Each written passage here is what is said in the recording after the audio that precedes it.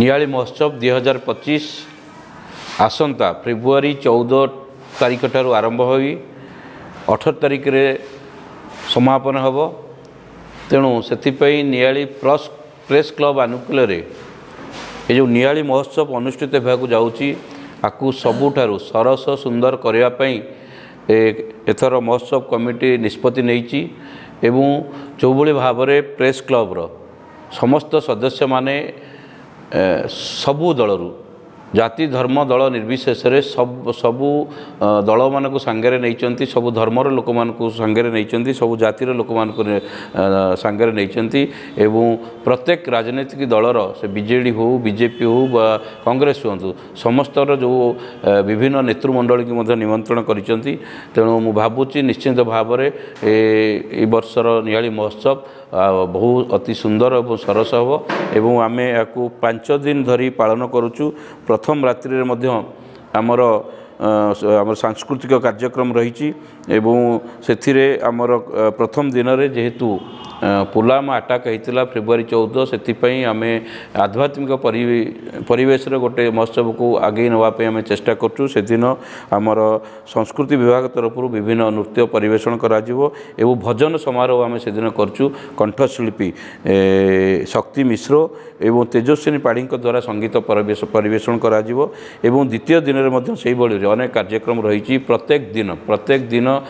विभिन्न आम ओडिशार जो ऐतिह्य संस्कृति परंपरा रही जो ताकू मध्य नियालीवासी को किभली भावे परिचित करा जिवो ए नियाली महोत्सव मंडपरू से आम कार्यसूची प्रस्तुति करूँ। प्रत्येक दिन विभिन्न आमर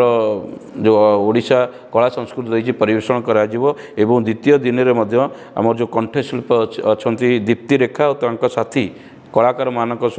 द्वारा संगीत परिवेषण करा जिवो एवं से दिन आमर कमेडियन नॉनसेंस मॉर्निंग द्वारा कला प्रदर्शन करा जिवो एवं प्रत्येक दिन जो आमर आंचलिक जो कलाकार मान रही द्वारा प्रत्येक दिन नृत्य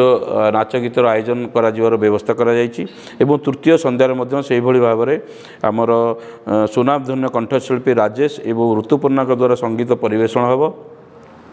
एवं दूरदर्शन धारावाहिक कलाकार मानक द्वारा कला नृत्य एवं आयोजन करा जायछि एवं विशेषकर ओटीवी जो पॉलिटिकल सर्कस रे जो माने कलाकार माने रहउचंती तांकु सेमानकर मध्य किछि कार्यक्रम रही एवं जादूकर अजुबा द्वारा जादूकला प्रदर्शन कर से दिन एवं सबुठारु आमर जो लोकप्रिय अभिनेता हास्य अभिनेता पप्पू पमपम से तृतीय संध्यारे द्वारा कला कार्यक्रम परिवेषण करा जिवो एवं चतुर्थ संध्यारे से भाव में कंठशिल्पी असीमा पंडा एवं तांकर साथी कलाकार मानक द्वारा संगीत परिवेषण करा जिवार व्यवस्था करा जायछि एवं शेष संध्यारे सब आमर सबुठारु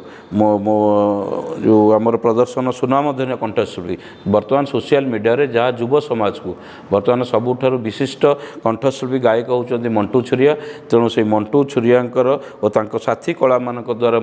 कलाकार मानक द्वारा संगीत परिवेषण करा जिवो। तेणु एई भाव में 5 दिन